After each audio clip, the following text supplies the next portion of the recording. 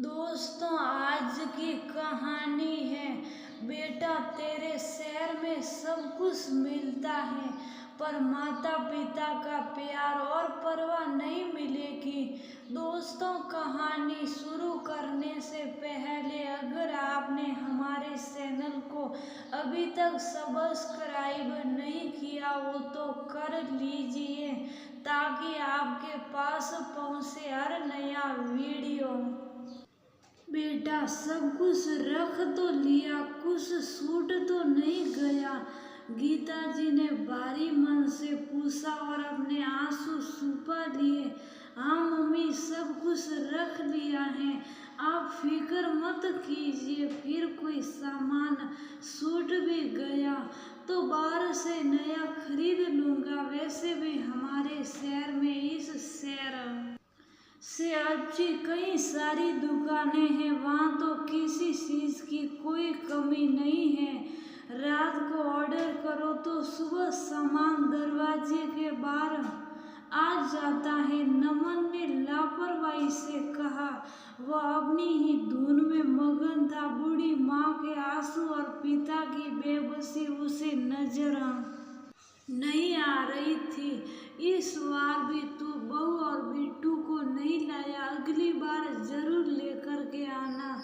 उनसे तो कभी मिले ही नहीं, काफी समय हो गया है। गीता जी ने मायूस होकर कहा।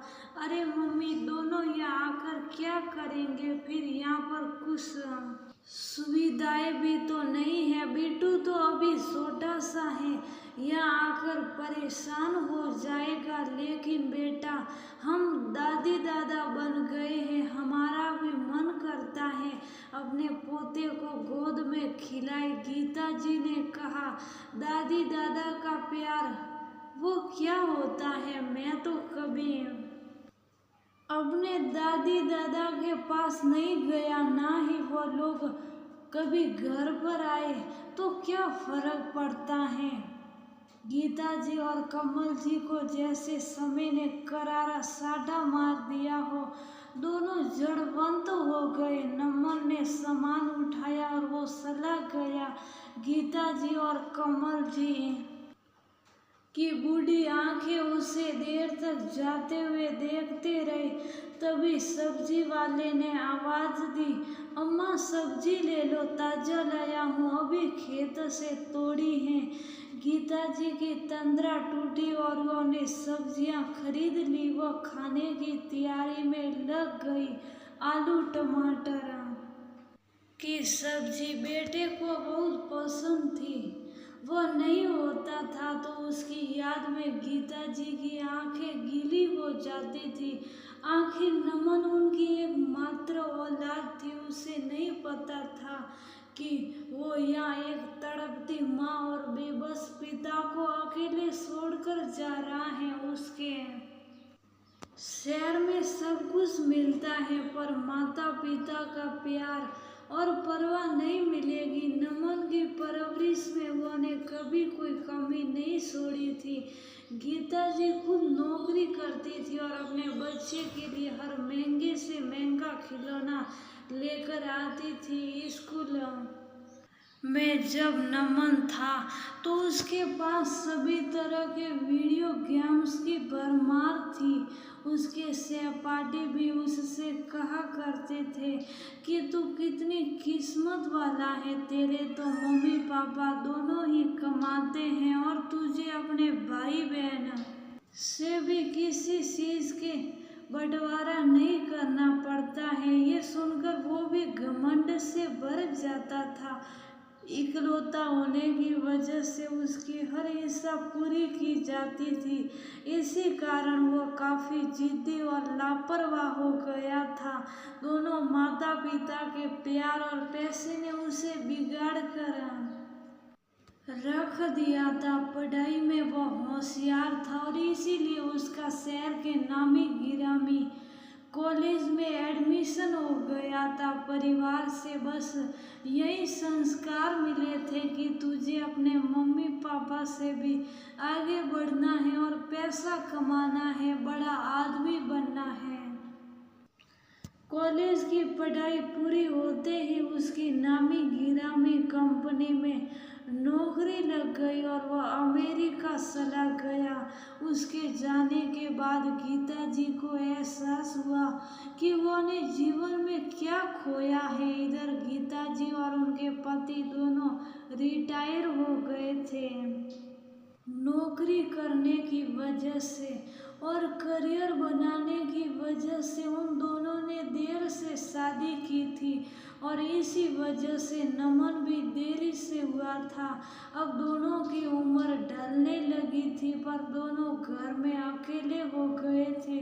नौकरी और करियर की वजह से दोनों ने घर परिवार से भी ज्यादा रिश्ता नहीं रखा और यही चीज नमन में भी आ गई थी। कमल जी भी अपने घर परिवार बूढ़े माता पिता को कभी संभालने नहीं जाते थे, केवल कुछ पैसे भेजकर अपने कर्तव्यों की इतिश्री कर लेते थे। ना ही उनके माता पिता कभी उनके पास जरा भी कमी नहीं थी, बस अपनेपन और अपनों की कमी उन्हें अब खलने लगी थी। जवानी तो बच्चों, करियर और घर परिवार संभालने में चली जाती है, लेकिन बुढ़ापा ठहराव और साथ मांगता है। अब दोनों को अपना ही घर अखरने लगा था। एक दिन सुबह नमन का फोन आया कि कंपनी उसे अमेरिका से मुंबई भेज रही है। वह लोग अगले कुछ महीनों में मुंबई सेटल हो जाएंगे। बेटा विदेश से वापस आ रहा है। ये खबर उनके लिए बहुत सुखदायक थी। कुछ महीनों बाद नमन मुंबई आ गया और बाद में वह अपने शहर, क्योंकि उसके कॉलेज की रियूनियन थी। नमन आया और मिलकर चला गया। गीता जी और कमल जी देखते रह गए। उनकी बहू और पोते ने अभी तक उनके घर में कदम नहीं रखा और पोते को उन्होंने अभी तक गोद में नहीं खिलाया। गीता जी का मन बड़ा मसलता तरसता, लेकिन वह रोज आंसू बहाती और चुप हो जाती। उन्हें अपनी सासू माँ का दर्द महसूस हो रहा था। बच्चों के बिना माता पिता का जीवन कितना सुना हो जाता है, उन्हें अब ये चीज समझ में आ रही है। उन्होंने कभी अपने बूढ़े सास ससुर की भावनाओं की परवाह नहीं की। कमल जी जब भी गाँव जाते थे तो वह किसी न किसी बहाने से रोक लेती थी।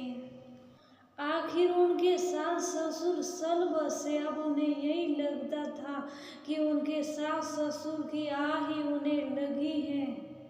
एक सुबह कमल जी को अचानक से हार्ट अटैक आया। वो घबरा गई।